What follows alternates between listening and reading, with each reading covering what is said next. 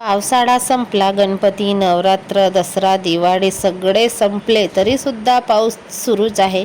आणि पाऊस तर असा येतो की जणू काही पावसाळा सुरू आहे की काय, इतका पाऊस येतो आमच्याकडे. आता दिवाळीपासून कंटिन्यू पाऊस चालू आहे आणि अजिबात सूर्यदर्शन झालेलं नाही. दिवाळी संपली किंवा दिवाळीच्या 2-4 दिवसाच्या आधी, 8 दिवसाच्या आधी, आणि दिवाळी संपली की इतकी जोरदार कामं असतात आमच्या भागामध्ये शेतीची. धान लावणी म्हणजे भात, तर धान लावलेलं असते ते कापायचं. जी 4 महिने मेहनत केलेली आहे शेतकऱ्यांनी ती तर अक्षरशः आता पाण्यासोबत वाहून गेली. कारण बरेच लोकांनी दिवाळीच्या आधीसुद्धा धान कापून ठेवलेलं होतं आणि बरेच लोकांनी दिवाळी संपून, आभाळ होता पण पाऊस नव्हता, थोडाफार होता पण असं वाटत होतं की पाऊस संपेल म्हणून.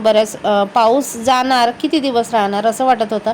आणि बऱ्याच शेतकऱ्यांनी धान वगैरे कापून ठेवलेलं होतं, तर ते धान आता अंकुरलं, वापलं, म्हणजे हिरवं, जसं आपण जेव्हा लावणी करतो त्या पद्धतीचं आता खारी वापल्यासारखं धान वापलेलं आहे बघा शेतीचं. तर इतका नुकसान झालेलं आहे. शेतकऱ्यांनी जे रक्ताचं पाणी करून शेती पिकवली होती त्याचं तर सगळं पावसाने वाट लावून दिली.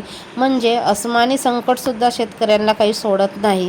4 महिने घाम गाळून राबवलेलं पीक पावसाने सगळं धुळीस मिळवलं. दिवाळीच्या 4-5 दिवसापूर्वी माझ्या वडिलांनी एका शेतामध्ये हार्वेस्टर लावलं होतं, तर लकीली ते हार्वेस्टर लावून वाढवलं होतं धान वगैरे आणि घरामध्ये साठवून ठेवलं, बरं झालं.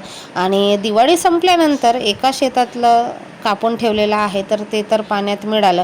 कारण ना दिवाळीनंतर सगळी लोक एकदम जोरदार कामाला लागतात शेतीच्या, कारण पीक आलेलं असतं. आता झुरा पण होतो उन्हामध्ये, तर मग कापावंच लागतं. आणि यावेळेस बघा किती पाऊस आला, सगळं नुकसान.